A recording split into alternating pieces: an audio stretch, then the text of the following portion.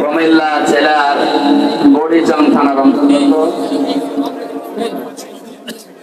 পশ্চিম সিংহ রহমত ভূঁইয়া স্বতন্ত্র ইবতেদায়ী মাদ্রাসা ও মসজিদের উদ্যোগে তাফসীর কোরআন মাহফিলের স্বনামধন্য সভাপতি, অত্র এলাকার সর্বজন শ্রদ্ধাভাজন ব্যক্তিত্ব জনাব ইঞ্জিনিয়ার মোহাম্মদ তোফাজ্জল হোসেন ভূঁইয়া, মাহফিলের প্রধান অতিথি সাবেক উপজেলা চেয়ারম্যান বড়িচং কুমিল্লা, বিশিষ্ট শিল্পপতি, রাজনীতিবিদ, সমাজসেবক, শ্রদ্ধাভাজন বড় ভাই জনাব এটিএম মিজানুর রহমান, আতালাল্লাহু উমরাহু ওয়া বারাকাল্লাহু ফি হায়াতি, বলেন আমিন। উপস্থিত আছেন আপনাদের এই জেলার সন্তান, ইসলামিক চিন্তাবিদ, বিশিষ্ট আইনজীবী জনাব অ্যাডভোকেট ডক্টর মোহাম্মদ মোবারক হোসাইন, চেয়ারম্যান বড়িচং ব্রাহ্মণপাড়া উন্নয়ন সংস্থা। এখানে উপস্থিত আছেন জনাব সাইফুল আলম, জনাব ইস্কান্দার আলী ভূঁইয়া, হাজী মঞ্জু, হাজী মোহাম্মদ আলী, ব্যবস্থাপনায় আছেন জাহাঙ্গীর আলম ভূঁইয়া ভাই সহ অন্যান্য ওলামা ইকরাম। কথা যারা বললেন মাওলানা হুসাইন আহমেদ মাহফুজ চুয়াডাঙ্গা, মুফতি মাওলানা আমিনুল ইসলাম, মাওলানা আবু ইউসুফ, মাওলানা শাহজাহান সাইদি, মাওলানা আব্দুল হান্নান, মাওলানা শিহাবুদ্দিন আল আমিন মাদানী ভাই সহ সম্মানিত ব্যক্তিবর্গ, সামনে বসা মুসলমান ভাইরা, পর্দার আড়ালের সম্মানিত মা এবং বোনেরা, প্রশাসনের ভাইরা, প্রাণ প্রিয় কুমিল্লাবাসী, আল্লাহর দরবারে শুকরিয়া জানাচ্ছি যিনি একটা জগৎ পাথর আমাদের বুকের উপর থেকে নামিয়ে দিয়েছেন, কিন্তু ষড়যন্ত্র এখনো থেমে নেই। হিন্দু মুসলমান দাঙ্গা বাঁধানোর জন্য অনেকে এখনো পর্যন্ত চেষ্টা চালিয়ে যাচ্ছে।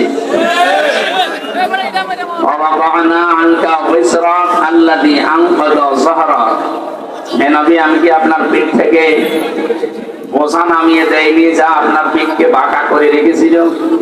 এটা ১৫০০ বছর আগের কথা। ওই সময় আয়ামে জাহিলিয়া এটা নবীজির পিঠকে বাঁকা করে ফেলেছিল। আল্লাহ ওই সমস্ত বোঝাগুলো কোরআনে কারীম দিয়ে সব দূর করে তার মাথা, তার পিঠকে আবার মেরুদণ্ডকে সোজা করে দিয়েছিলেন। ২০২৪-এর ৫ই আগস্টের আগ পর্যন্ত আমরা আয়ামে জাহিলিয়াত দেখি নাই, কিন্তু আওয়ামে জাহিলিয়াত দেখেছি। এটা আমাদের বুকের উপরে যে পাথর চাপা দিয়ে রেখেছিল, হযরতে বেলাল, হযরতে খাব্বাবকে যেভাবে অত্যাচার করেছিল, হয়তো এভাবে না হলেও ইনডাইরেক্ট এদেশের 18 কোটি মানুষ ঠিক বুকের উপরে একটা পাথর নিয়ে আমরা বসবাস করতাম। আল্লাহ যেন পাথরটা নিজের হাতে সরিয়ে দিয়েছে। কোরআনে কারিমে সূরা নমলের 50 নম্বর আয়াতে আল্লাহ জানিয়েছেন, অমাকারু মাকরাও ওয়া মাকারনা মাকরাও ওয়া হুম লা ইয়াশউরুন। হে নবী, ওরা ষড়যন্ত্র করেছিল, এমন ষড়যন্ত্র করেছে সূরা ইব্রাহিমের তাফসিরে পেয়েছি পাহাড় পর্যন্ত টলে যাওয়ার উপক্রম হয়েছিল। মাকারনা, আমি আল্লাহ নিজেও একটা কৌশল করলাম। ষড়যন্ত্র করে কাফেরেরা আর কৌশল করে আল্লাহ। শব্দ দুইটাই মাকারনা, মাকরম এটাই মাসদার, কিন্তু বাংলা অর্থ করার সময় আকাশ পাতাল পাল্টিয়ে গেছে। কাফের বেঈমানদের বেলায় এই শব্দটার বাংলা অর্থ দাঁড়াবে ষড়যন্ত্র, দুর্বিসন্ধি, আর আল্লাহর ক্ষেত্রে এই শব্দটার অর্থ দাঁড়াবে কৌশল। অমাকারু অমাকারাল্লাহ আল্লাহু খায়রুল মাকিরিন। আল্লাহ বলেন ওরা ষড়যন্ত্র করেছে আর আমি আল্লাহ কৌশল করেছি, আমি সবচাইতে উত্তম কৌশলী। বাস্তবে দেখেন 15.5 বছরে যত ষড়যন্ত্র ওরা করেছিল সবগুলোর মোকাবেলা আমাদের যা ইমানে সম্ভব না। আল্লাহ পাক মনে হচ্ছে নিজের কুদরতি হাতে এই কৌশল অবলম্বন করে সবগুলো দূর করে দিয়েছে।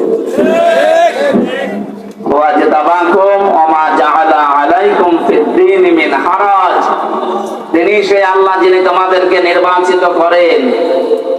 কুমিল্লাবাসী নির্বাচিত করা হয় যে পদ্ধতিতে, ওর নাম নির্বাচন। কথা বলে না কেন? বিশ্বের বিভিন্ন মোড়কদের কাছে ধর্ণা দিচ্ছে, যারা পালিয়ে গেছে দুই বোন একসাথে। ওনারা এখন বলতে চাচ্ছে যে আমরা নির্বাচিত ছিলাম, আমাদেরকে উৎখাত করা হয়েছে। এটা যাহা মিথ্যা কথা।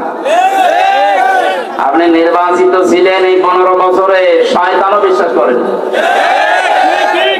এমনকি যদি কেউ ঘোড়াকে জিজ্ঞাসা করে, ঘোড়াও হাসবে।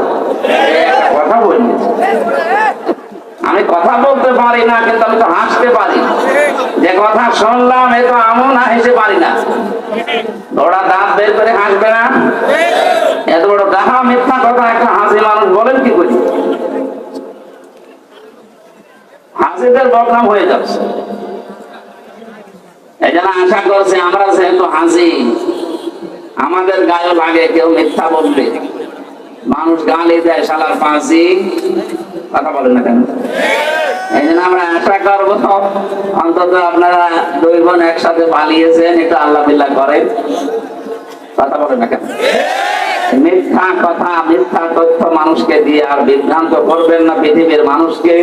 সারা দুনিয়া জানে যে 15.5 বছরে কোনো নির্বাচন হয়নি। এই মিথ্যা কথা মানুষকে বলে কি আপনি লাভ করতে পারবেন? আর ষড়যন্ত্র করছেন, এর মোকাবেলায় আল্লাহ বলেন আমি নিজে কৌশল করি। অমাকার না, একালি প্রাণ আছে জমা মোতাকাল্লিম, এটা হামজার দায়িত্ব না, কৌশল করা দায়িত্ব কার?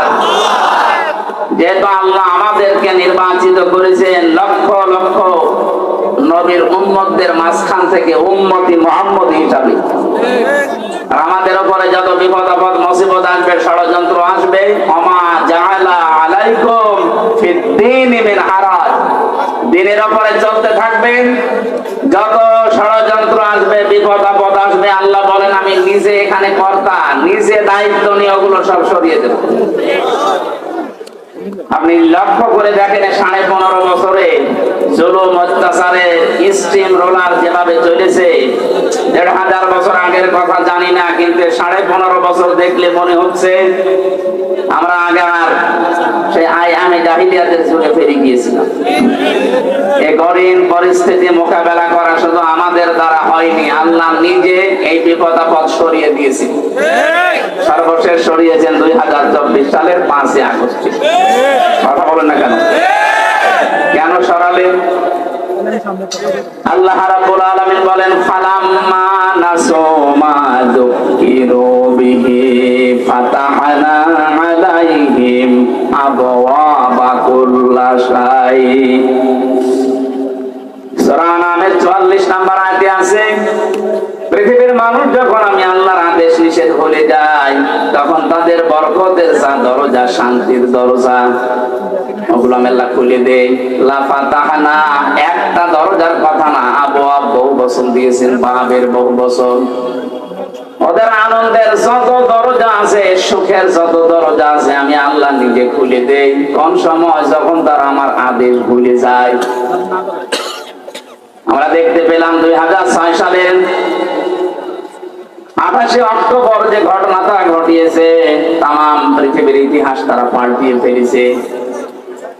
বিশ্ববিদ্যালয়ে থাকাকালীন বহু ইতিহাস পড়েছি, কিন্তু এই ইতিহাস কোনোদিন পড়িও নাই, শুনিও নাই যে মানুষ হত্যা করার পরে লাশের উপরে ড্যান্স দেওয়া যায়। এটা দুনিয়ায় হয়েছে, এই কথা বলে না। একটা কুকুরকে মারার পর লাশের উপরে ড্যান্স দিয়েছে, আমি পাইনি, দেখিও নি।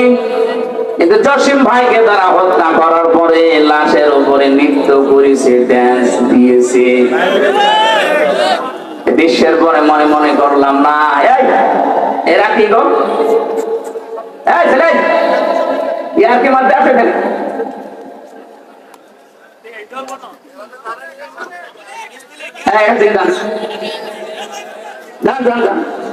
বসেন না, বাড়ি চলে যান, নিজেও শোনেন আমার শোনেন।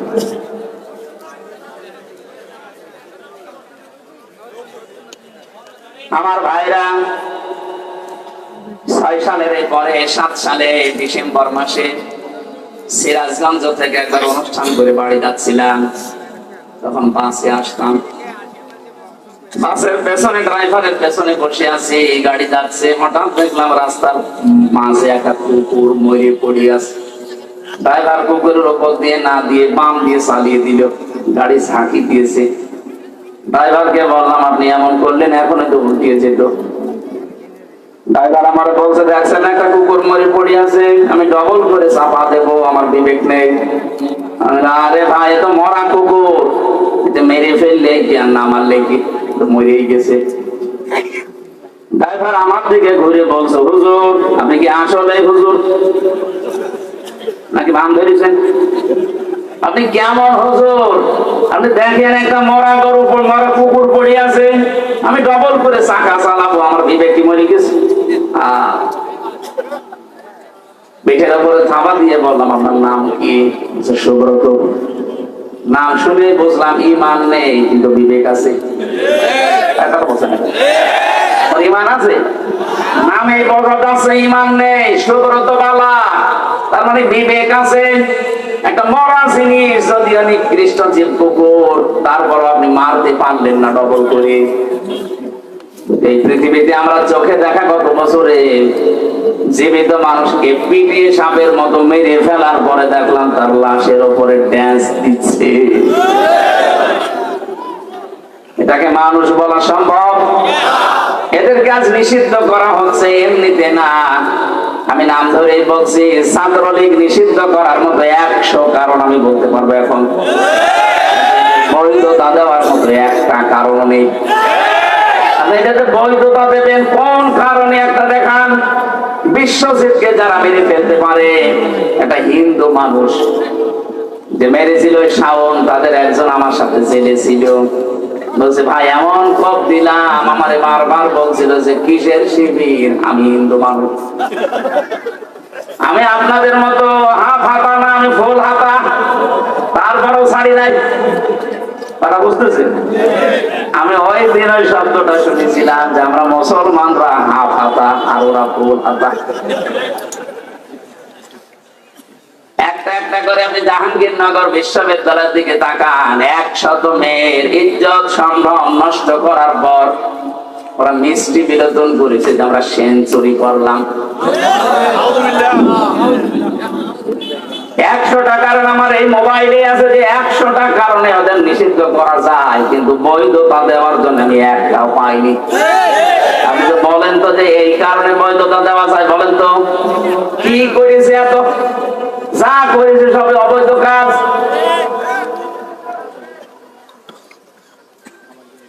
আমার যেটা শিক্ষা দেওয়ার বিষয় ছিল, একটা মানুষ 6 সালের ঘটনা যিনি ঘটিয়েছেন, যার নেতৃত্বে সারা দেশ থেকে লোকে বইটা নিয়ে মানুষ গিয়েছে, হুকুমের আসামি হিসাবে তো তার নাম থাকা দরকার। কারণ আমরা এই কুমিল্লা থেকে তো ঢাকায় যেতে চাইনি, আপনার কথা মতো আমি গেছি। মনে করলাম 6 সালের পরে আল্লাহ মনে হয় সব উল্টিয়ে দেবে, না 2 বছর পরে দেখি না আল্লাহ নিজেই পাল্টিয়ে তাদের হাতে ক্ষমতা দিয়ে দিল, সে যেভাবে হোক।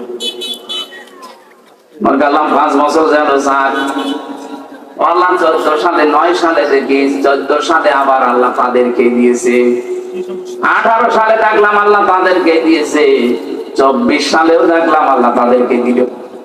কোরআনের এই আয়াতের দিকে তাকিয়ে মনে করলাম আল্লাহ মনে হয় এই আয়াতে যা বলেছে ঠিক না।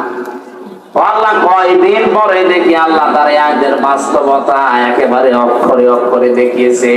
হাত্তা ইদা ফারিহু বিমা উতু,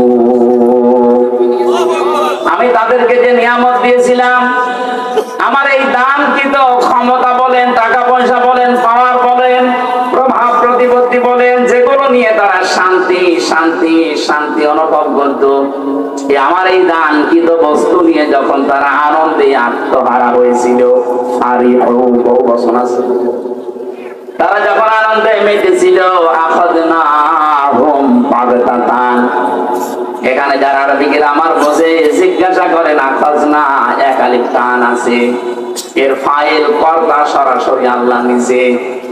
হুকুম দিয়েছেন, এরপরে আল্লাহ পাক বলেন আমি নিজে তাদেরকে ধরলাম বাগতাতান, আকস্মিক ভাবে। ফাইদা হুম মুবলিসুন, ওরা হতাশ হয়ে গেল, নিরাশ হয়ে গেল।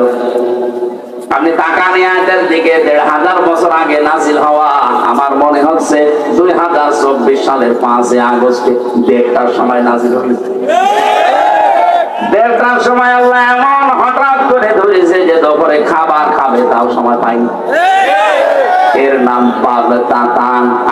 আকস্মিক ভাবে ধরা। এতটুকু আল্লাহ আয়াতটা শেষ করে দেয়নি, পরের শব্দে জানিয়েছেন ফাইদা হুম মুবলিসুন। মানুষগুলোর চেহারার দিকে আপনি তাকিয়ে দেখেননি নবী? ওরা হতাশ হয়ে পড়েছে, নিরাশ হয়ে গেছে। যতগুলো জালেম এই 5 তারিখের পরে ধরা পড়ছে, আপনি তাকান, প্রত্যেকের চেহারায় হতাশার ছাপ। এই যে কালা মানিক চেহারা দেখেছিলেন যেদিন ধরা পড়ে, কলার পাতায় শুয়েছিল, এমনকি বিসি পর্যন্ত দেখেছে। ওর সংসার করার কাজ শেষ, সংসার করবা।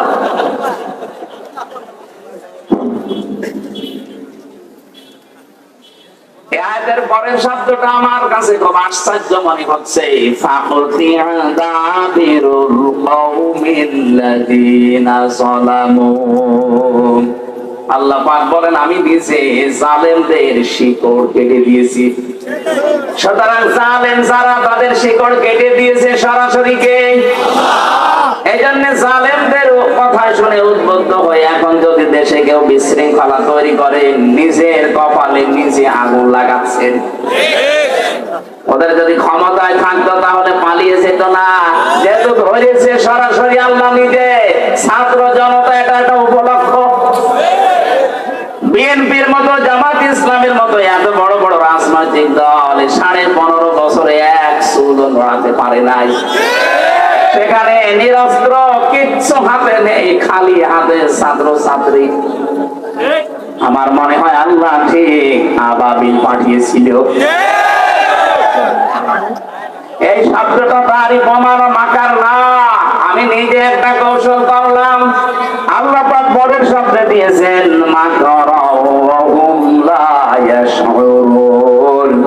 এমন কৌশল করেছি যে যারা টেরও পায়নি। কোনদিন ভাবে না যে ছাত্র এই নিরস্ত্র, এদের মাধ্যমে আমাদের পালিয়ে যাওয়া লাগবে, কোনদিন ভাবে না। আল্লাহ রাব্বুল আলামিন পরের আয়াতে জানিয়েছেন ফানজুর, নজর করে দেখো, কাইফা কানা আকিবাতু মাকরিহিম। দুনিয়ায় যারা ষড়যন্ত্র করেছিল তাদের পরিণাম আমি কি করেছি আপনি তাকান। আন্না দাম্মারনাহুম ওয়া কওমাহুম আজমাইন। আল্লাহ পাক শুধু আন্না দিতে পারতেন, আন্না একাল টান দিয়ে জানিয়েছেন অবশ্যই আমি ওদের এবং ওদের জ্ঞাতি গোষ্ঠী যারা ছিল প্রত্যেকের শিকড় আমি আল্লাহ নিজে কেটে দিয়েছি। তাদের প্রত্যেকের শিকড় কাটার দায়িত্ব কার? এখানে শিকড় কেটে দিলে ওইটা আর দাঁড়িয়ে থাকতে পারে না। এদেশে জালেমদের ভিত আর নেই, ষড়যন্ত্র যাই করছেন বিভিন্ন ইস্যু নিয়ে, একটাও টিকবে না। যত ষড়যন্ত্র করবেন এদেশের ছাত্র আর জনতা, এরা কিন্তু আরো ইস্পাত শক্ত, কঠিন, মজবুত হবে। ছোটখাটো যে মনোমালিন্য গুলো আছে আপনাদের, এই ছোটখাটো ষড়যন্ত্রের কারণে আরো বেশি মজবুত হয়ে যাবে। শেষে বলবেন আল্লাহ আগেই তো ভালো ছিল। এই জন্য আমার মনে হয় ষড়যন্ত্রের ফাঁদে পা না দেওয়া। ওরা যখন পালিয়ে গেছে, আমরা চাই ওরা আল্লাহ বিল্লাহ করে দুনিয়া থেকে মুসলমান হয়ে বিদায় নিয়ে চলে যাক। আর আমরা আহ্বান জানাবো, এই দেশ থেকে আমরা যারাই বিদেশে পাঠাই, তারা রেমিটেন্স যোদ্ধা, টাকা পয়সা এই দেশে পাঠায়। আপনারা দৈব না 3 মাস হয়ে গেল একটা টাকাও পাঠাননি। পাঠিয়েছে, একটা টাকাও দেয়নি। কি করছেন আপনারা ওখানে? কারো স্বামীর বাড়ি, কারো দুলাভাইয়ের বাড়ি, অন্তত কিছু দেন। ঋণের বোঝা দিয়ে গেলেন এই দেশে। এত ঋণ করেছেন আপনারা এই দেশে, এখন যত টাকা পাচার করেছেন, এটা এখন সত্য যে এই দেশে যে জন্ম নেবে তার মাথার উপরে 1 লাখ টাকার উপরে ঋণ। আহ্বান জানাবো, ওখানে বসে বসে ষড়যন্ত্র না করে, কোটি না চাইলে 2 বোন মিলে টাকা পয়সা যেগুলো পাচার হয়েছে পাঠান, আমরা ঋণ পরিশোধ করি। এটা আমরা চাই না, সারা দেশের মানুষই চাই। আমি আর নিচে নামলাম না। পরের আয়াতটা শুনলে আপনার আরেকটু ভালো লাগবে, বলবো। মেলে কিনা। আল্লাহ পাক বলেন ফাতিলকা বুয়ুতুহুম খাবিয়াতাম বিমা যালামু ইন্না ফি যালিকা লাআয়াতান লিকাউমিন ইয়ালামুন। আল্লাহ ফা দিয়ে আয়াত শুরু করলেন। ফাতিলকা এই সেই ঘর, বাইতুন এক বচন, বহু বচন, হোম মানে তাদের। আল্লাহ বলেন এই সেই ঘর, এই যে তাকান, এই সেই ঘর। তিনি যেন আঙ্গুলে ভাবে দিয়ে আমাদেরকে দেখাচ্ছেন, হে নবী আপনি দেখতে পান না এই সেই ঘর। খাবিয়াতান যেগুলো জনশূন্য করে দিয়েছি, বিমা যালামু তাদের জুলুমের কারণে। কি জুলুম করেছিল তারা? মাটির নিচে যে আয়না ঘরের কথা বলছিলেন, আমি তো মাত্র 10 দিন ছিলাম, আমি টের পেয়েছি যে মানুষ কত নিকৃষ্ট হতে পারে। ওখানে কত মানুষ 2 বছর, 5 বছর, 8 বছর, 10 বছর, 14 বছর পড়ে আছে, কেউ জানে না। এত বড় বড় নখ হয়ে গেছে, চুল দাড়ি গপ মনে হচ্ছে জঙ্গল থেকে বেরিয়ে আসতেছে। কিছু কিছু মানুষ এই বড় বড় নখ দিয়ে দেওয়ালের সাথে খুশিয়ে খুশিয়ে লিখে রেখেছে যে ভাই যদি বাইরে যেতে পারেন তবে নাম্বারে একটু বলবেন যে আমি বেশি আছি। টের পাচ্ছেন? 10 দিনই আমার জীবন অতিষ্ঠ হয়ে গেছে, আমার মাজা এখনো পর্যন্ত ব্যথা। মুফতি ফখরুল ইসলাম আমার সাথে ছিলেন, উনি বলছিলেন হামজা ভাই আপনার সাথে কি করে জানি না, তবে আমার এই পায়ের ভেতর দিয়ে হাত দিয়েছে, এইভাবে পায়ের ভেতরে হাত দিয়ে সামনে যে লোহার ব্যারিকেড দেওয়া ওর সাথে আটকে হ্যান্ডকাপ দিয়ে লাগিয়ে দিয়েছে। 2 মিনিট 5 মিনিট না, বছরের পরে বছর 1.5-2 মিনিট সময় দিতে টয়লেট করার জন্য। সকালে কয়েকটা পচা ছোলা দিয়েছে তো দেখতাম, দুপুর বেলা দিয়েছে যা খাবার মনে হচ্ছে কেউ মাখিয়ে দিয়েছে, পারলে খান না পারলে রোজা রাখেন। মাঝে মাঝে ভাবতাম আল্লাহ যারা দায়িত্বে এখানে আছে এরা বাইরে যে সংসার করে কি করে? এদের তো মা বাবা স্ত্রী সন্তান আছে, এদের তো বন্ধু বান্ধব আছে, বাইরে যে এরা মিলামিশা করে কি করে? অবশ্যই এরা লাল পানি খায় অথবা ওরা ঘুমের বড়ি খায়, তাছাড়া স্বাভাবিক ভাবে জীবন এই দৃশ্য দেখে যাওয়ার পরে ওদের বাইরে যে সংসার করা সম্ভব না। এত বড় জুলুম যেখানে করেছিলেন, বিভিন্ন নেতাদের বাড়িতে সন্তান টর্চার সেল আছে, আবরার ফাহাদকে পিটিয়ে মারার মতো জায়গা বানিয়ে দিয়েছে। এরকম কঠিন ভয়ঙ্কর দৃশ্যগুলো যারা তৈরি করলেন, আল্লাহ পাক বলেন এই জুলুমের কারণে ওদের বসবাসের ওই ঘর বাড়ি আমি আজ বিরান জনশূন্য উজাড় গৃহ বানিয়ে দিয়েছি। এর বাস্তব প্রমাণ বাংলাদেশ। আপনি আমার কুষ্টিয়ায় চলেন, হানিফের বাড়ি দেখতেন, কি জৌলুসপূর্ণ বাড়ি, কি জাঁকজমকপূর্ণ ঘর, অথচ এখন মনে হচ্ছে জাতীয় টয়লেট। শুধু এইটা না, গত বর্ষা দিন আমি দিনাজপুরে ছিলাম, ওখানকার যিনি এমপি ছিল, মন্ত্রীও ছিল এক সময়, সেই লোকটার বাড়ি আমাকে দেখাতে নিয়ে গেল। কি অবস্থা, আমার মনে আছে 8-9 জন মিলে একসাথে টয়লেট করছে।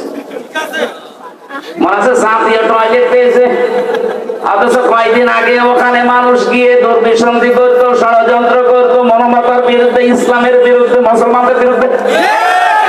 আপনি মিলাতে পারছেন না। আল্লাহ যেন দেখিয়ে দিচ্ছে এই সেই ঘর, এই সেই, বলেন আপনি ঢাকায় ধানমন্ডি যান, এই সেই ঘর।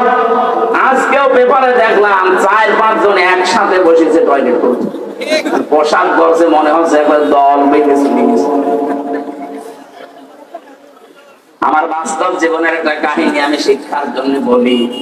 2016 সালে গিয়েছিলাম হজে। আমি তাওয়াফ করা শেষ করলাম, তখন বেশ ভালোই লাগছিল। হঠাৎ আমি উপরে গিয়ে সেই দাঁড়িয়েছি, দেখে আমার পেটে মারাত্মক ব্যথা। এক পুলিশকে ডাক দিয়ে বললাম, ভাই এতক্ষণ তো ভালোই ছিলাম, এখন আমার পেটে ব্যথা করছে, খুব যন্ত্রণা। পুলিশ আমার দিকে তাকিয়ে ওর ভাষা দিয়ে বলছে, ইয়া হাজি ওর হজ্জাত আয়না বিলা দোকা। ও হাজি, দেশ কোথায়? আমি যে তুমি বাংলাদেশ। বাংলাদেশ থেকে এসেছি। আমারে বলছে, আপনি এটা কোন জায়গা জানেন না? না তো। বলছে এটা আবু সাইদের বাড়ি, আপনি এখনো পায়খানা না করে দাঁড়িয়ে আছেন, তাড়াতাড়ি করেন। হ্যাঁ, সত্যিই পায়খানা করে দেখি আমার পেটের ব্যথা ভালো হয়ে গেছে। আল্লাহ আমাকে জানাতে চেয়েছে, হামজা এত টাকা খরচ করে আসলে ৬,০০০ কিলোমিটার দূর থেকে, আর এই শয়তানের বাড়ি পায়খানা না করে চলে যাবা, তাড়াতাড়ি করো। আমার তো মনে হচ্ছে ওই দৃশ্যের পরে বাংলাদেশে বহু জালেমের বাড়ি ঘর আল্লাহ জাতীয় টয়লেট বানিয়ে দেবে। দেশের মানুষের পেটে ব্যথা হবে, বিভিন্ন রকমের মান্যত করবে, ওখানে সে পুরা করবে। কথা বলে না কেন? এখান থেকে আগামী প্রজন্ম যারা যারা যারা শিক্ষা নেয়, এজন্য আগে তিলকার আগে পা দিয়েছেন, এটা ব্যাখ্যা। আল্লাহ বলেন শুধু এইটাই না, পরবর্তী যারা পৃথিবীতে জালেম হবে, জুলুম করবে, যেখানে বসে ওই জায়গাটা আল্লাহ অভিশপ্ত করে দেবে।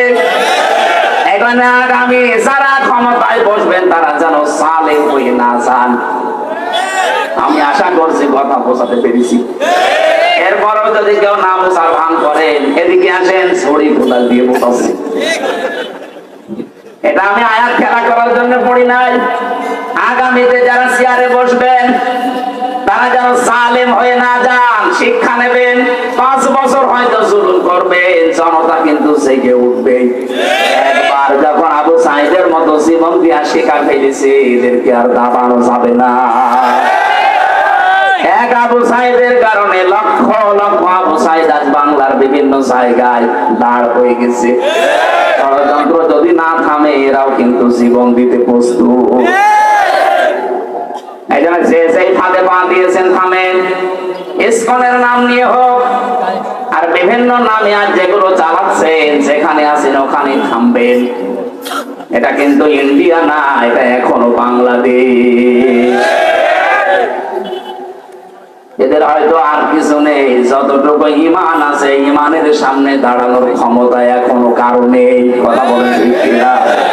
আমরা আর কিছু না মানি, অন্তত এটা বিশ্বাস করি যে আল্লাহ একজন আছে। কথা বলেন না কেন? আমার মনে হয় শুধু আমরা না, এদেশে আমরা যারাই বাস করি অন্য ধর্ম অনুসরণ করতে পারে, কিন্তু উপরওয়ালা একজন আছে, এই কথা তারাও বলে। কথা বলেন। আপনি পিনাকি ভট্টাচার্যের দিকে তাকান, আমার মনে হয় যে ওর 100টা কথা বললে 90টা আল্লাহ নামে বলে। অথচ নাম দেখেছেন, ধর্ম দেখেছেন পিনাকি ভট্টাচার্য, কিন্তু মানুষ। আপনি গয়েশ্বর বাবুর কাছে যান, 14টা কথা বললে আমার মনে হয় 10টায় আল্লাহ নামে বলে। সবাই এই পৃথিবীতে যারাই আছে, বিশেষ করে এই বাংলাদেশে, এরা সবাই বিশ্বাস করে আল্লাহ একজন আছে, উপরওয়ালা একজন আছে। কারণ বিপদে পড়লে আমরা দেখি দলমত থাকে না, সবাই তখন ডাকে কাকে। আমি ছোটবেলায় বরিশালে পড়তাম, ওই সময় ব্রিজ ছিল না, নৌকায় যাওয়া লাগতো। লঞ্চে ট্রলারে নৌকায় যখন যাচ্ছি, হঠাৎ দেখি ঝড় উঠেছে নৌকায়, টলাটলি করে নৌকা। আমরা যারা মুসলমান আছি বলছি লা ইলাহা ইল্লাল্লাহ। একজন দাদা হিন্দু আর দাদি দুইজন মিলে আমাদের সাথে বলছে লা ইলাহা ইল্লাল্লাহ। কি গো, চেহারা দেখে মনে হয় অন্য ধর্মের। এই যে এখানে কি দেওয়া থাকে, তিলক। ডাক দিয়ে বললাম, দাদা মুসলমান হয়েছেন কবে? হইনি। কালেমা পড়লেন? যে ঝড় উঠেছে ও কালী দুর্গার কাজ না, আল্লাহ লাগবে। বিপদে পড়লে সবাই ডাকে কাকে? আমরা আজকে শিক্ষা নিয়ে যাওয়া লাগবে। আল্লাহ পাক যদি জালেমদের বাড়ি ঘর জনশূন্য করে দিয়ে টয়লেট বানিয়ে দিতে পারে মাত্র 3 মাসের ব্যবধানে, 3 বছর যেতে দেন, ওই জায়গাতে মানুষ ঘৃণা করেও যাবে না। কারণ জায়গাটা আল্লাহ অভিশপ্ত করে দেয়।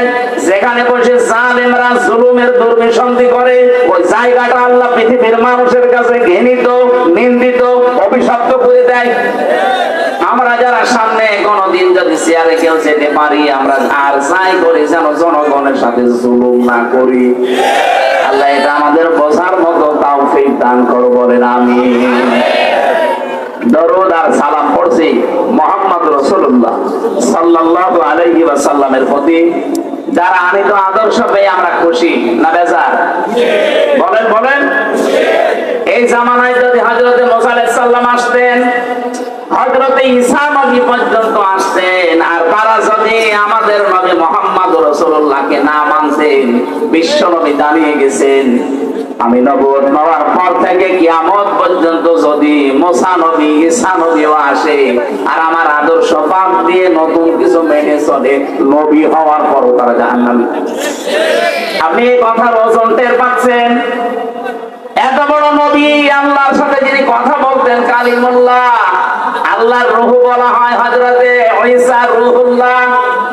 এই সমস্ত নবী এখন যদি আসতেন আর মুহাম্মদুর রাসূলুল্লাহর আদর্শ বাদ দিয়ে যদি অন্য কাউকে মেনে চলতেন, তারা পর্যন্ত জাহান্নামী হয়ে যেতেন।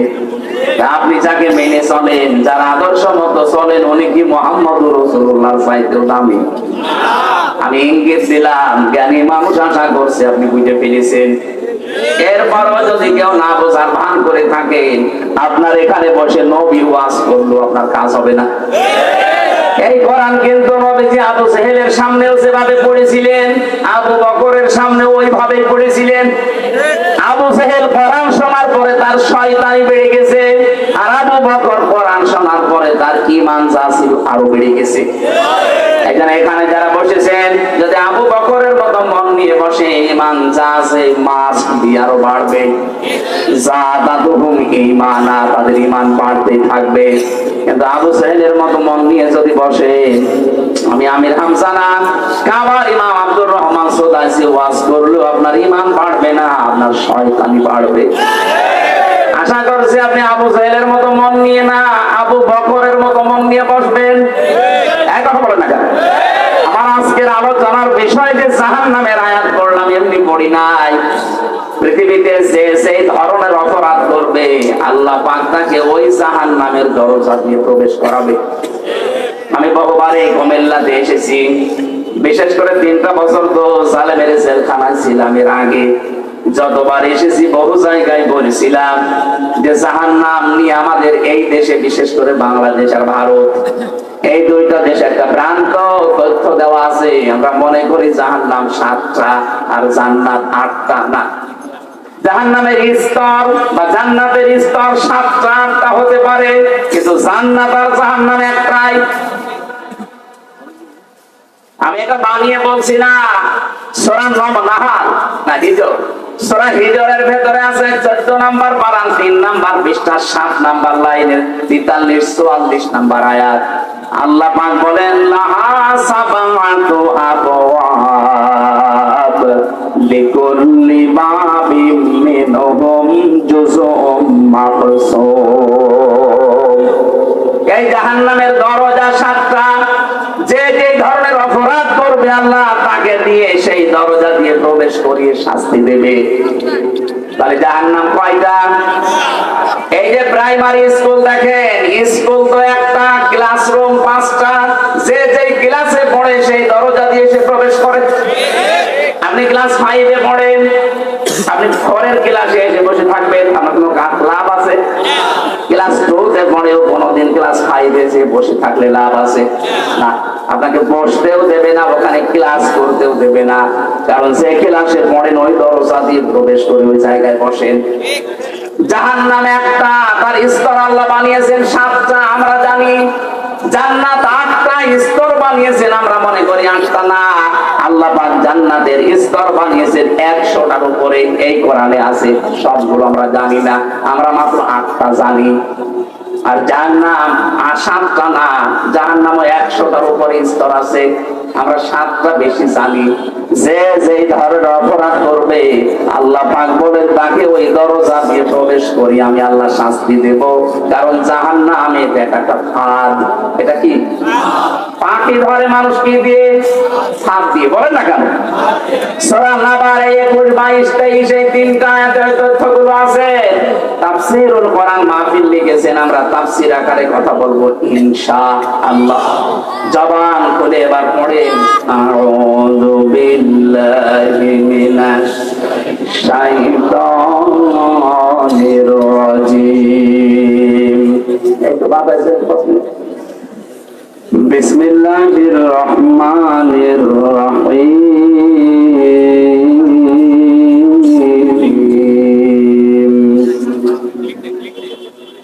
ইন্না জাহান্নামা কানাত মিরসাদা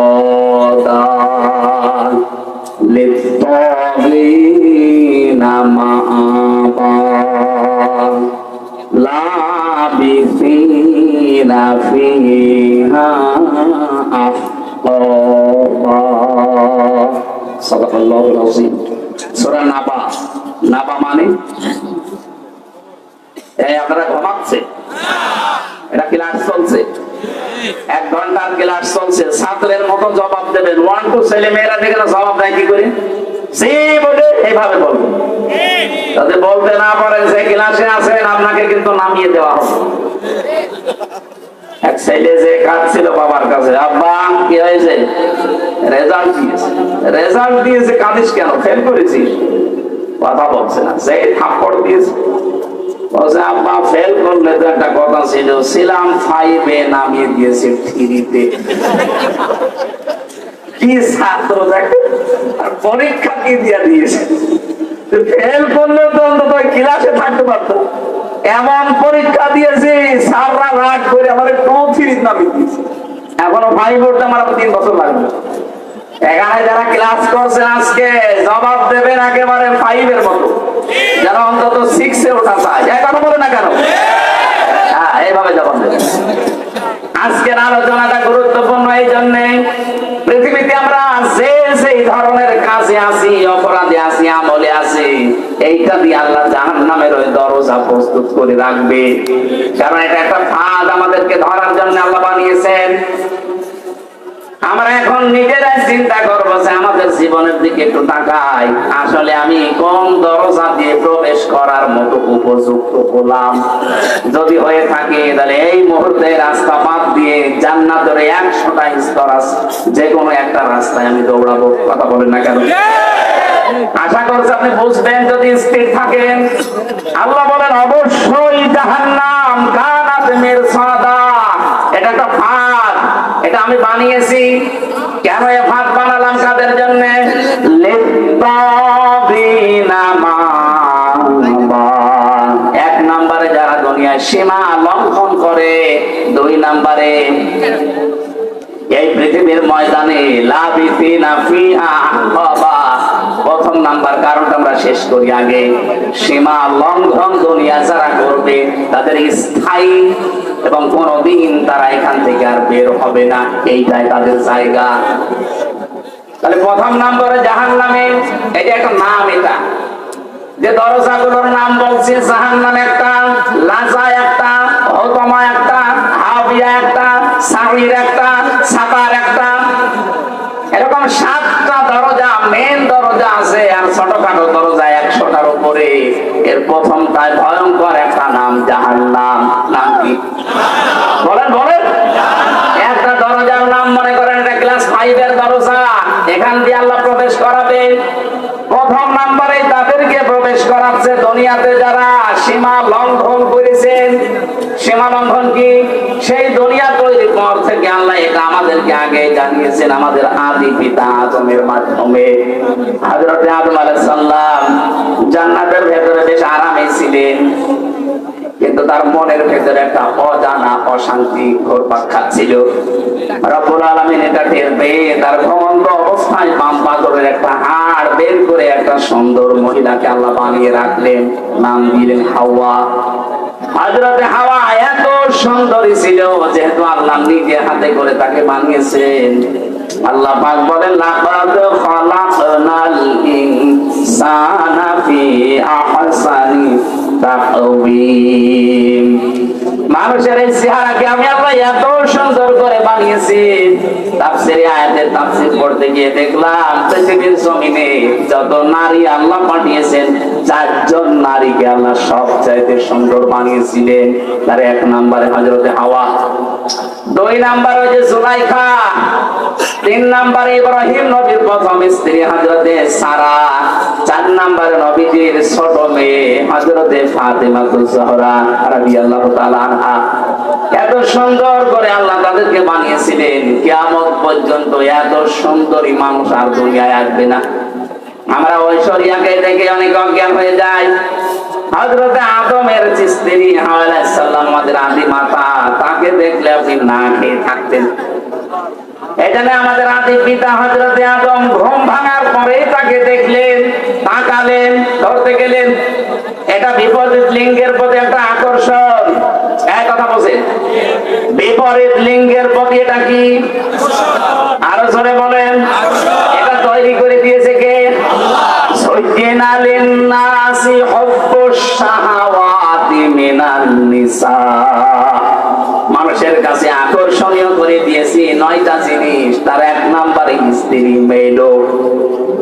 এই আকর্ষণকে আজ বিকর্ষণে পরিণত করে আজ বাংলাদেশে সমকামিতা আরম্ভ করতে যাচ্ছে, যে মেয়ে লোকে বিয়ে করবে।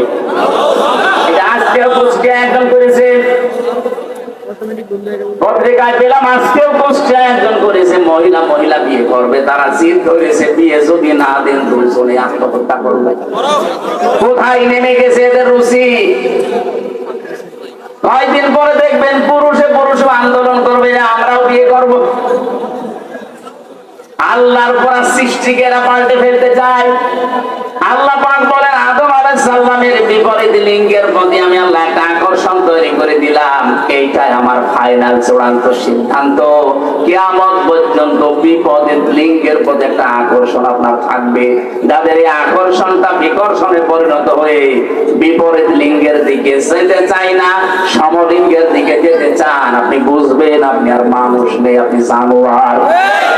পৃথিবীর জানোয়ারও এত নিচে নামে না। কথা বলেন না কেন?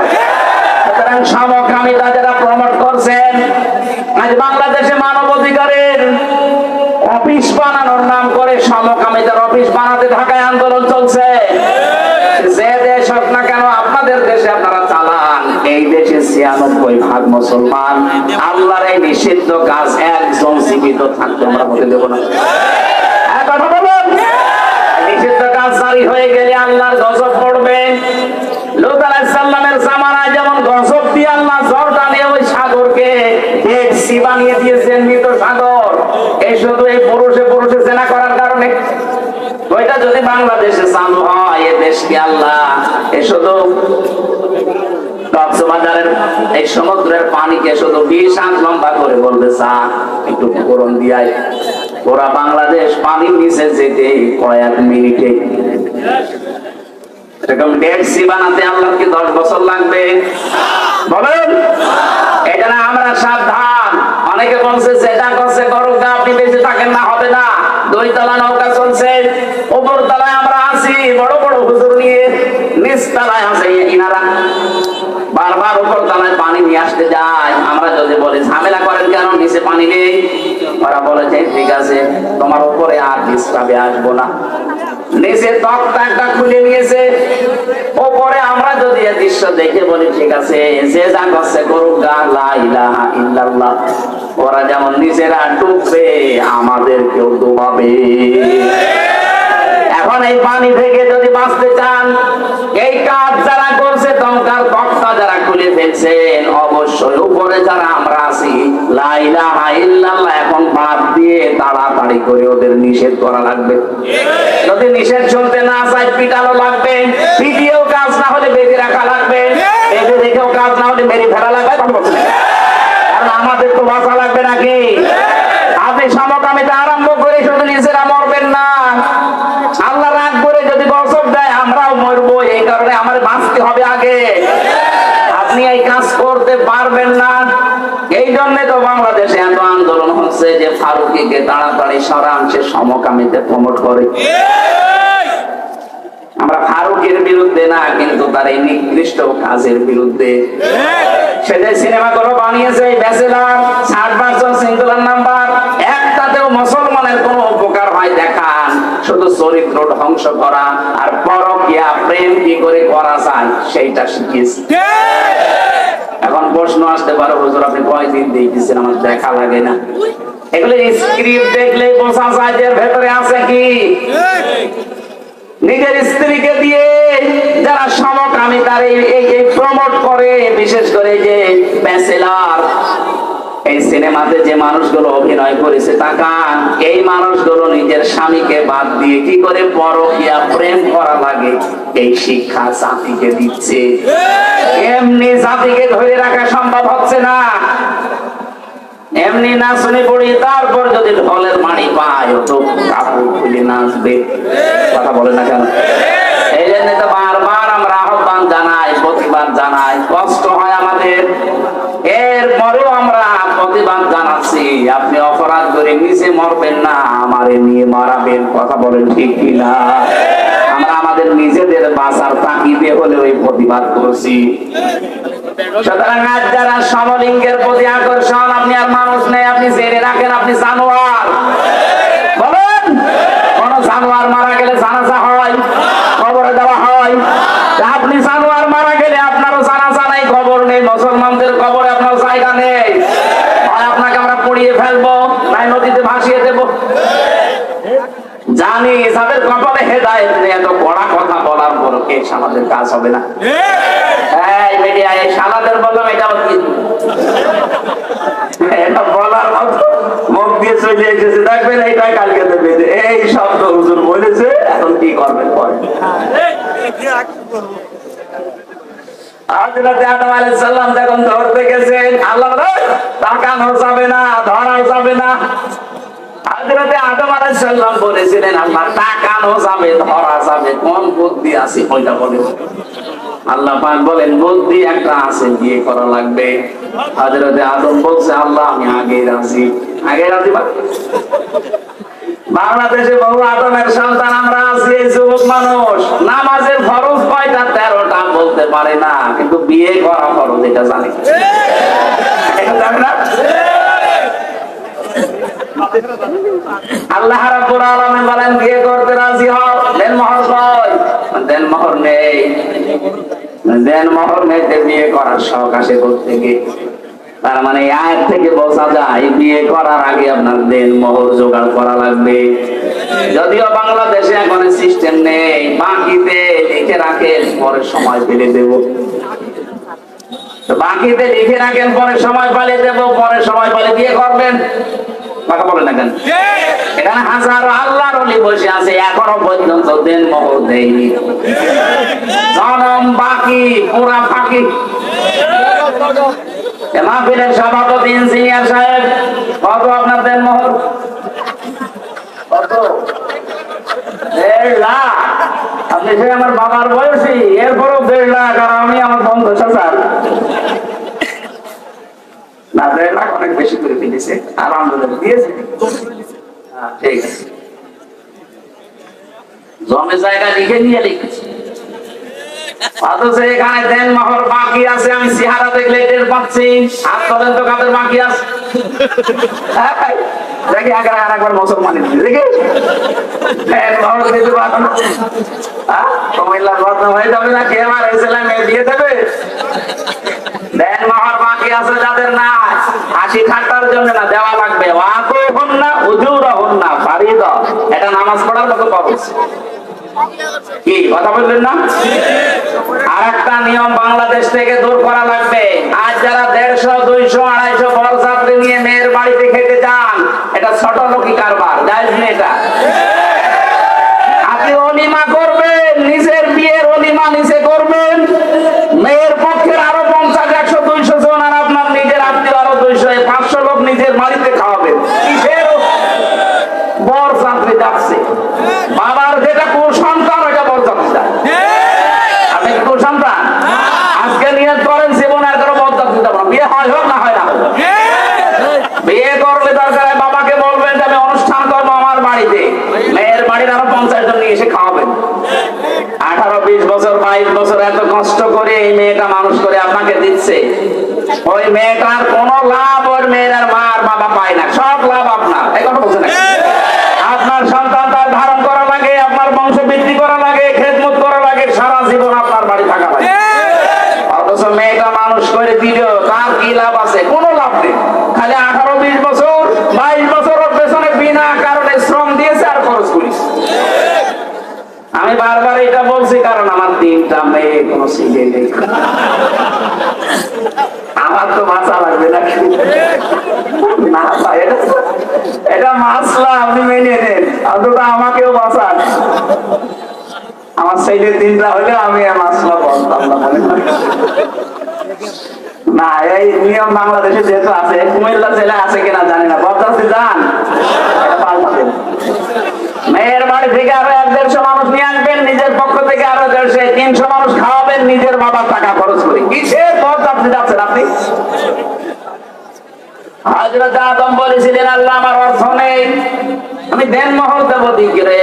আল্লাহ তাকে শিখিয়েছিলেন, আমার নবী মুহাম্মদ রাসূলুল্লাহর উপরে 10 বার দরুদ শরীফ পড়ো। বিয়েটা হয়ে গেল, জিবরাইল নিজে কাজী হয়ে বিয়ে পড়িয়েছেন। বিয়ে শেষ করার পরে এবার আমি এই শব্দটা বলার জন্য আসলাম। আল্লাহ রাব্বুল আলামিন ডাক দিলেন আদমকে, অকুলনা ইয়া আদম উসকুন আনতা ওয়া যাওজুকাল জান্নাতা ওয়া কুলা মিনহা রাগাদান হাইসু শি'তুমা। কয়েকটা মাসলা এখান থেকে খুব ভালোভাবে শুনবেন। আল্লাহ পাক বলেন, আদম বিয়ে হয়ে গেছে, বউ নিয়ে চলে যাও বাড়িতে। জান্নাত হযরতে আদমের বাড়ি আর আমাদের বাবার বাড়ি। কথা বলেন না কেন? জান্নাত হযরতে আদমের বাড়ি আর আমাদের, আরো জোরে বলেন আমাদের। কি পেলেন এখান থেকে? বিয়ে করার পরে ওয়াকুলনা ইয়া আদম উসকুন আনতা, আপনি নিজে, ওয়া যাওজুকাল জান্নাহ, আর আপনার স্ত্রীকে। তার মানে বউ বিয়ে করার পরে ওটা নিয়ে আপনার বাবার বাড়ি যাওয়া লাগবে। অথচ কত মানুষ আরো ঘর জামাই থাকে, আপনার লজ্জা নেই? আপনার বিয়ে করে বউ বাড়ি থেকে নিয়ে যাওয়া লাগবে বাবার বাড়ি, আর আপনি নিজে সহ থেকে যাচ্ছেন ঘর জামাই। না, এই সিস্টেম পাল্টান, এটা ছোট লোকি কারবার। বউ নিয়ে বাবার বাড়ি যাবে, যেই শেষ নেই। আল্লাহ শিক্ষা দিয়েছেন এখানে 3টা। পাপুলা যারা আরবি গ্রামার বসে জিজ্ঞাসা করেন, আল্লাহ কিন্তু আনতা অকুলা দিতে পারতেন, একবারে দিয়ে বসন দিয়েছেন যে নিজের বাড়িতে বউ নিয়ে যাওয়ার পরে নিজে মরণের খাওয়া খাবা, এরপরে বউকে খাওয়াবা না। একবারে কুলা দিয়ে বসন কেন দিলেন? আজ বাংলাদেশে নারী পক্ষ, নারী স্বাধীনতা আন্দোলন, নারী বিপ্লব পরিষদ, নারী মুক্তি পরিষদ, 13টা সংগঠন কাজ করছে মেয়েদের অধিকার আদায়ের জন্য। অথচ আল্লাহ যে অধিকার মেয়েদের দিয়েছে, কিয়ামত পর্যন্ত পৃথিবীর কেউ এই অধিকার দিতে পারবে না। আল্লাহ পাক কি সমতা দিয়েছেন দেখেছেন? খোলা আদম নিজে খাবে, তারপরে বউ খাবে, হবে না। যেই পরিমাণ যেই মানের খাবার নিজে খাবে, ওই মানের খাবার স্ত্রীকে খাওয়ানো লাগবে। এমনকি কোন মানুষ যদি ভালোবাসা মহব্বতের নজরে নিজের স্ত্রীকে খাবার খাওয়ায়, প্রতিটা লোকমা সাদকা দেওয়ার মতো সওয়াব হয়। মানুষ খাবার খাওয়ায় নিজের বউ বাদ দিয়ে অন্যের বউকে, বলছে ঠিক। তার মানে ও কি করে? কুমিল্লাবাসী, আজ বাংলাদেশে যদি আইনটা রাষ্ট্রীয় ভাবে কায়েম থাকতো, আল্লাহর কসম, মেয়েরা যে আন্দোলন গুলো করার জন্য বিভিন্ন ফাঁদে পা দিয়ে আজ বেপরদা হয়ে চালাচ্ছে যে আমাদের অধিকার দেওয়া লাগবে, সমান অধিকার। কিসের সমান অধিকার? আল্লাহ পাক আপনাদের অধিকার আমাদের চাইতে আরো 3 গুণ বেশি দিয়েছে। কি কথা বললেন আদমকে? যাওয়া বলা, নিজে যা খাবে, নিজে যা পড়বে, ওই পরিমাণে ওই মানের খাবার হওয়া লাগবে। আপনি নিজে খাচ্ছেন বিরিয়ানি, বউকে খাওয়াবেন খিচুড়ি, হবে না। ওই মানের খাবার তাকে দেওয়া লাগবে, নাইলে আপনি কিয়ামতে জালেম হয়ে উঠবেন। এই জন্য তো 2টা 3টা 4টা যাদের বউ, তারা যদি ইনসাফ করতে না পারে, এই কারণেই তারা জাহান্নামী হয়ে যাবে। আল্লাহ 2টা 3টা 4টা বিয়ের কথা বলেছেন ঠিক, কিন্তু শেষে এসে বলেছেন যদি ইনসাফ করতে না পারো, যদি ভয় হয়, আশঙ্কা হয়, যে এক বউ নিয়ে সন্তুষ্ট থাকো। 2 নম্বরে রাগাদান হাইসু শি'তুমা, বউ নিয়ে শুধু বাবার বাড়িতে, নিজের বাড়িতে নিয়ে আটক অবস্থায় রাখবা, ঘরের ভেতরে না। ওকে নিয়ে বেড়াতে যাবা, যেখানে ইচ্ছা যাবা, যা ইচ্ছা খাবা। তার মানে বউ নিয়ে বেড়াতে যাওয়া মাঝে মাঝে, এটা আদম নবীর সুন্নাত। নির্দেশ কার? আরো জোরে বলেন। কোনদিন নিয়ে গিয়েছেন কোন জায়গায় বেড়াতে? স্ত্রীকে সাজগোজ করার জন্য কোন স্বামী যদি অর্থ ব্যয় করে, নবীজি বলেন ওটা আল্লাহর রাস্তায় দান করার সওয়াব। মিজান সাহেব যদি ওনার স্ত্রীর জন্য প্রতি মাসে 20,000 টাকা করে সাজগোজ করার জন্য কসমেটিক কিনে দেয়, মনে করবেন 20,000 টাকা আমি আল্লাহর রাস্তায় দান করে আসলাম। কোন স্ত্রী তার নিজের স্বামীকে নিজের দিকে আকৃষ্ট করার জন্য যদি সাজগোজ করে আয়নার সামনে বসে বসে যতক্ষণ সাজবে, নফল নামাজের সওয়াব হবে।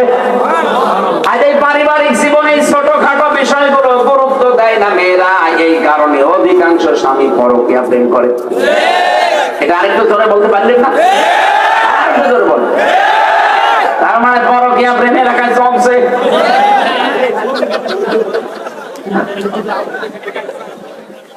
না, সম্মানিত মা বোন, আমি দেখলাম হাজারো মেয়েরা আপনার এই ছোটখাটো একটু ব্যবহারের কারণে হাজারো স্বামী আজ অন্য জায়গায় লাইন করতে বাধ্য হচ্ছে। নেককার মহিলার যে গুণাগুণ, তার প্রথম নাম্বারে গুণ হবে ইদা নাজারা ইলাইহা সাররাতুহু। স্বামী যখন আপনার দিকে তাকাবে, যেভাবেই হোক স্বামীকে আপনি আনন্দ দেবেন।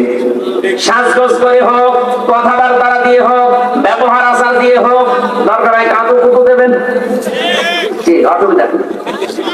তাকে আনন্দ দেওয়া লাগবে, সে যেন বাইরে থেকে এসে তার ক্লান্ত শরীর অর্ধেক অন্তত ভালো হয়ে যায়।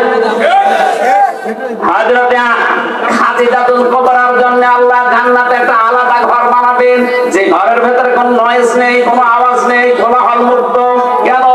কারণ নবীজি বাইরে থেকে যখনই আসতেন, ঘরে প্রবেশ করার পর একটা শান্ত, স্বচ্ছ, নির্মল, একটা নিরাপদ জায়গা তার জন্য হযরতে খাদিজা ব্যবস্থা করে রেখেছিলেন। আল্লাহ এত খুশি হয়েছেন স্বামীর প্রতি আচরণে, খাদিজার জন্য আল্লাহ নিজে একটা ঘর আলাদা বানিয়ে রাখবে, যেখানে কোনো আওয়াজ থাকবে না। আর স্বামীর জন্য নিজের ঘরটাকে যদি নয়েজ মুক্ত, আওয়াজ মুক্ত রাখতে পারেন, টেনশন মুক্ত, ওই ঘরটার জন্য জান্নাতে আপনার একটা ঘর আল্লাহ আলাদা বানিয়ে দেবে। 2 নম্বরে কাজ হচ্ছে ইদা গাবা আনহা হাফিজাতুহু। স্বামী যখন বাইরে যাবে, নেককার স্ত্রীর গুণাবলী এইটা, সে তার নিজের ইজ্জত, তার সম্ভ্রম, স্বামীর সম্পদ, স্বামীর সন্তান, এগুলো সে হেফাজত করে রাখবে। অধিকাংশ মেয়েদের ভেতরে গুণগুলো আসলে ওরা নামাজ পড়ে, রোজা রাখে, দান সাদকা করে, হজও করে এসেছে, অথচ স্বামী বাইরে গেলে মনে হচ্ছে দিন পেয়েছে। এমন আমার মানুষকে মোবাইলে কথা বলে, অথচ মেয়েরা মোবাইলে কথা বলবে কোন ফোর্সে, কোন আওয়াজে, সে আওয়াজ পর্যন্ত আল্লাহ কোরআনে দিয়েছেন। সূরা আহজাব 22 নাম্বার পারা, প্রথম নাম্বার পৃষ্ঠা, 3 নাম্বার লাইনের 32 নাম্বার আয়াত। এটা তাফসীরে খাজেনের ভেতরে আছে। আল্লাহ পাক বলেন, ইয়া নিসান নাবিয়্যি লাস্তুন্না কাআহাদিম মিনান নিসাই ইনিত্তাকাইতুন্না ফালা তাখদানা বিল কওলি ফায়াতমাআল্লাযী ফী কলবিহি মারাদুন ওয়া কুল্লা কাওলান মা'রুফা। তাফসীরে খাজেন বাড়িতে যদি দেখেন সূরা আহজাবের 32 নাম্বার আয়াত, এখানে কয়েকটা তথ্য আছে। আল্লাহ বলেন, হে নবীর স্ত্রীরা, যদিও নবীর স্ত্রীরা উম্মতের জন্য মা, উম্মতের জন্য কি? মায়ের প্রতি কেউ যত খারাপ ছেলে হোক, খারাপ ধারণা করে, বলেন বলেন, অথচ আল্লাহ সেই মায়ের নাম দিয়ে বললেন, হে নবীর স্ত্রীরা, যদি কারোর সাথে কথা বলতে হয় পর্দার আড়াল থেকে, হেজাবের বাইরে থেকে, এখন আর পর্দার আড়ালে, হেজাবের বাইরে না, এখন হচ্ছে মোবাইল, ফোন, ফ্যাক্স, একবার বলে না। যদি আপনি মোবাইলে কারোর সাথে কথা বলতে চান, কথা বলবেন সত্য কথা, মিথ্যা কথা বলা যাবে না। অথচ আজ মোবাইলটা হয়ে গেছে মিথ্যা কথা বলার যন্ত্র। আছে কুমিল্লায়, বলছে আমি ঢাকায় আছি, নাকি এরকম নেই? আল্লাহ বলেন, মেয়েরা যদি কথাও বলো কারোর সাথে, কথা বলবা সত্য, মিথ্যা কথা বলবা না, কিন্তু ভাষা হবে রুক্ষ সূক্ষ্ম। কেমন গরম মেজাজে কথা বলবা, ওই পারে যে আছে ও যেন মনে করে আল্লাহ মেয়ে না কি আজরাইল। কথা বলে না কেন? এখানে শুধু 14 জন পুরুষ মানুষের নাম আছে।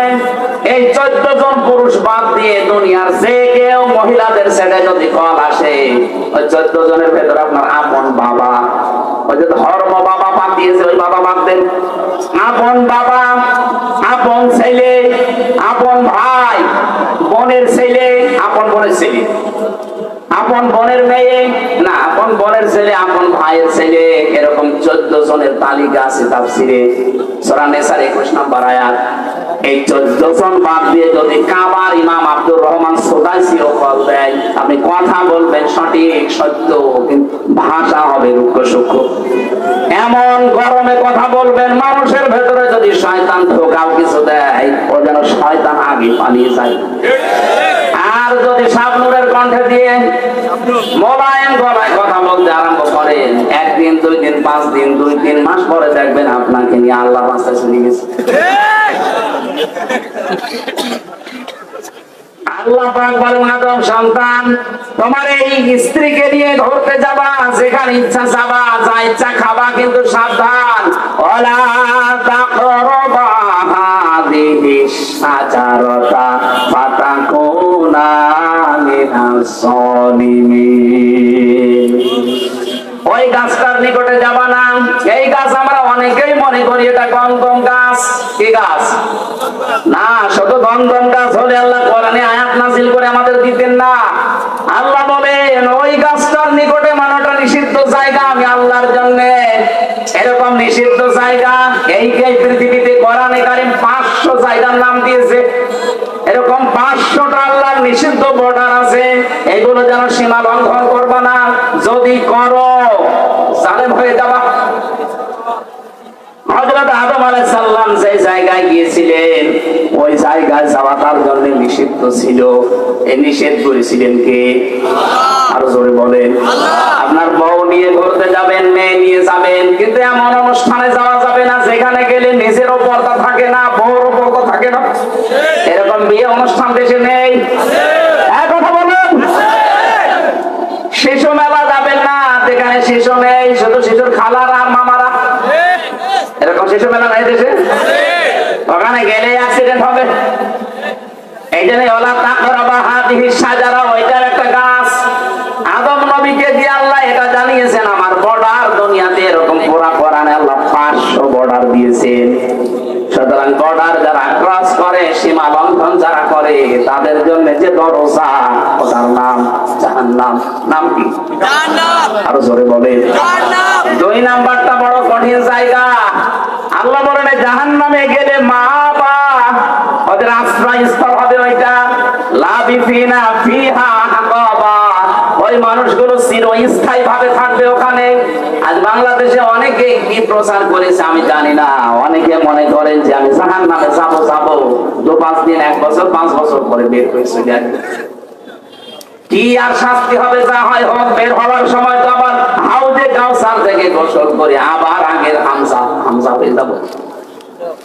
আপনি কি এটা দুনিয়ার জেলখানা পেয়েছেন নাকি? আমি 3 বছর আগে 64 কেজি হয়ে ঢুকেছিলাম।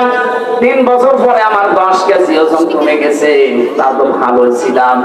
আর জাহান্নামের ভেতরে আল্লাহ বর্ণনা দিয়েছেন, কাল্লা ইন্নাহা লাযা নাযালাতাল লিশাওয়া।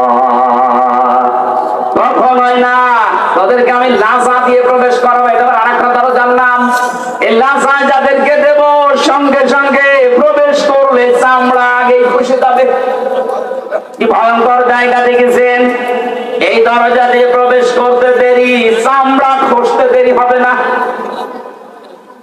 জাহান্নামের লাজা নামে যে দরজা আল্লাহ বানিয়েছেন, এই লাজায় আল্লাহ তাদেরকে প্রবেশ করাবেন। এখানে শাস্তি হচ্ছে ঢুকলে আগে চামড়া খসে যায়। আমার তো 3 বছরে 10 কেজি কমে গেছে। আমি বের হওয়ার সময় 54 কেজি ছিলাম, প্রবেশ করার সময় 64 কেজি ছিলাম। 3 বছরে আমার খাওয়া দাওয়া দেওয়ার পর 10 কেজি কমে গেছে। আর জাহান্নামে লাজায় দেওয়ার সঙ্গে সঙ্গে মানুষের চামড়া আগে খসে যাবে। আল্লাহ পাক বলেন এখানে রাখবে কাদেরকে জানো? কারা এই দরজা দিয়ে প্রবেশ করবে? তাদউ মানাদে বারাওয়া তাওয়াল্লা ওয়া জামাআ ফাআওয়া। পৃথিবীর ময়দানে যাদেরকে সত্যের দিকে আহ্বান করা হয়, কিন্তু তারা উল্টো মুখ ফিরিয়ে চলে যায়। আর বাংলাদেশে এই প্রকার মানুষ বেশি। সত্যের দিকে আহ্বান করা হচ্ছে আল্লাহ কোরআন দিয়ে, নবীর হাদিস দিয়ে। বলছি না, সবে দলিল দিয়ে বলছি। এগুলো শোনার পরেও যারা এবার টান করে মুখ ফিরিয়ে চলে যায়, ভাববে এই কথা যারা বলে মানুষগুলো জান্নাতে যাওয়া ওই রকম অসম্ভব, সূচের ছিদ্র দিয়ে উঠ যাওয়া যেরকম অসম্ভব, আমাদের আচরণ চরিত্র যেন এরকম আবার না হয়ে যায়। না বলছে বলুক, ওরকম বলেই থাকে না, আমি আর কে মারার জন্য বলছি না। ডাক দেওয়া হবে তাদেরকে, মান আবে বারা ওয়াতা বল্লা, যে ব্যক্তি মুখ ফিরিয়ে নেয় আর উল্টো দিকে চলে যায়। আজ বাংলাদেশে এই অভ্যাসটা আমাদের অধিকাংশের হয়ে গেছে, তাই তো যত কোরআনের কথা এদেশে বলা হচ্ছে, এদেশ তো জান্নাত হয়ে যাওয়ার কথা। বিশ্বের কয়েকটা দেশ আমি কিছুদিন আগে ঘুরে আসলাম, এই যে সিঙ্গাপুরে, মালয়েশিয়াতে, এত কড়াকড়ি সিঙ্গাপুরে কথা বলতে গেলে আমাদের দেশের মতো ওখানে 14 জায়গায় অনুমতি নেওয়া লাগবে। আমি এক জায়গায় কথা বলেছিলাম, অনুমতি নেওয়া ছিল না, এই জন্য যারা আয়োজন করেছিল ওরাও বিপদে পড়ে গিয়েছিল আমাদের দেশের মতো। ওই দেশে কোরআনের কথা এত ওপেনলি না, সব ঘরের ভেতরে, অডিটোরিয়ামের ভেতরে, মসজিদে, এরকম জায়গা বিশেষ আছে। আর আমাদের দেশে এত উন্মুক্ত থাকার পরেও আমরা দেখতে পাচ্ছি সত্যের দিকে আলেমরা হাত পা ধরতে বাকি আছে। এত দরদ মাখা কণ্ঠ নিয়ে আপনাদের বাঁচাতে চাই, যাদের লোকেরা দেখে না এবার টান করে উল্টা দিকে চলে যাচ্ছে, আপনি কিন্তু জাহান্নামে লাজা এই দরজা দিয়ে যাওয়ার উপক্রম উপযুক্ত হয়ে গেছে। দ্বিতীয় নাম্বার আচরণ দেখেন, দেওয়া জামা যারা দুনিয়ায় মাল সম্পদ খালি জমা করে আর শুধু সংরক্ষণের জন্য বিভিন্ন কায়দা কৌশল পথ অবলম্বন করে, এইটাও বাংলাদেশে বেশি। দিনের পরে দিন শুধু সম্পদ জমা করতে আছে, আর কি করে এটা সংরক্ষণ করা যায়, কি করবেন আপনি এটা দিয়ে? এখান থেকে 200 বছর পরে যদি আপনি আবার ফিরে আসেন এই কুমিল্লায়, এই জমজম হোটেলেও যদি আপনি ঢুকতে চান, আল্লাহর কসম 200 বছর পর আসলে এই জমজমে আপনাকে ঢুকতে দেবে না। আপনার ছেলের 3 পুরুষের পরে তারা ঠিক এইটা বসবাস করবে। 3 পুরুষের 150 বছর পার হয়ে যাবে, 200 বছরের মাথায় আপনি আসবেন। আপনার ছবিও যদি টাঙানো থাকে, ওই 3 নাম্বার পুরুষ যেটা, সে বলবে না কে আপনি, কিসের মিজান? আপনি যদি থাকতে চান তাহলে মসজিদে গিয়ে থাকেন গা, কথা বলেন না কারো। আল্লাহ রাব্বুল আলামিন এটা আমাদেরকে 1500 বছর আগে জানিয়েছেন।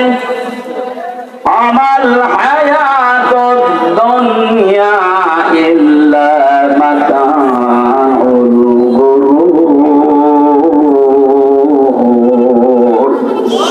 দুনিয়ার জীবনটা কিন্তু ধোঁকা।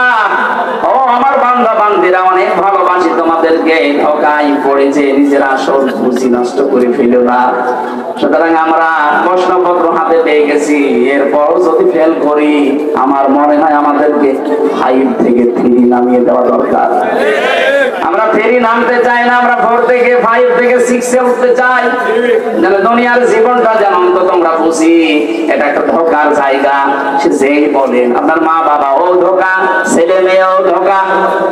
স্বার্থ ছাড়া এই পৃথিবীতে কোন মানুষকে ভালোবাসে আমি পাইনি। এই জন্য ধোঁকায় পড়ে যেন আমার আসল পুঁজি আমি নষ্ট করে না ফেলি। যাই করবো আমার আখিরাতের পুঁজি যেন ঠিক থাকে। কথা বলে না কেন? আজ হারাম উপায় করেছেন যারা, একটা হারামকে আল্লাহ স্থায়িত্ব দেয়নি। কোরআনে কারিমে আল্লাহ জানিয়েছেন, ইয়ামহাকুল্লাহুর রিবা ওয়া ইউরবিস সাদাকাত। পৃথিবীতে যারা হারাম ইনকাম করবে, সুদ দিয়ে, মানুষকে ধোঁকা দিয়ে বোকা বানিয়ে যারা উপায় করে, এগুলো আমি আল্লাহ ধ্বংস করি। এর বাস্তব প্রমাণ এই দরবেশ কত কোটি কোটি টাকা আত্মসাৎ করেছে আপনি দেখেন। 36,000 কোটি টাকা কোথায় এখন শুয়ে আছে? আমাদের মতো জেলখানায়, পার্টিতে শুয়ে আছে। বাস্তবতা এইটাই। কি হয়েছে এখন? যদি সে মারা যায়, বলেন তো বাংলাদেশে 1 নাম্বার ধনের তালিকায় তার নাম ছিল, কি হলো এগুলো দিয়ে? ওরাটাই আল্লাহ ধ্বংস করে ফেলেছে। আগস্টের 5 তারিখে দেখেছেন কত গাড়ি, 5 কোটি, 8 কোটি, 12 কোটি টাকার গাড়ি রাস্তায় পড়ে আছে, মালিক নেই। হারাম ইনকাম করলে আল্লাহ স্থায়িত্ব দেয় না, ওটা আল্লাহ ধ্বংস করে দেয়। কিন্তু বৈধ জিনিসের কোনো ক্ষয় নেই, যতটুকুই হোক আল্লাহ পাক নিজে বলেন আমি এটা বৃদ্ধি করতে থাকি। প্রত্যেকটা জায়গায় যেন হারাম থেকে বেশি হালাল ইনকামের দিকে যতটুকু সম্পদ রেখে যান যেন জায়েজ থাকে। আপনি একেবারে পাহাড় পরিমাণ তৈরি করে গেলেন, যদি ওটা সংরক্ষণের লাইন রাস্তা সব ক্লিয়ার করেও রেখে যান, 200 বছর তালিকা দিয়েছিলাম, 200 বছরও লাগবে না, 100 বছর পরে আসলেও আপনাকে আপনার নিজের ঘরে আর উঠতে দেবে না। আল্লাহ এই জীবন সম্পর্কে ভালোভাবে অনুধাবন করার তৌফিক আমাদেরকে দাও, বলেন আমিন। আমি জেলখানায় যে সমস্ত বইগুলো লিখেছিলাম তার ভেতরে এটা একটাই, 4-5 দিন আগে এটা পাবলিশ হয়েছে, সৃষ্টি জগৎ নিয়ে লেখা। যারা আছেন নিয়ে যাবেন, যাওয়ার সময় অনেক তথ্য এসেছে। ওই সময় তো আর আমি রেফারেন্স পাইনি, বাইরে এসে এগুলো রেফারেন্স দিয়ে পাবলিশ করেছি। স্টেজে আছে, যাওয়ার সময়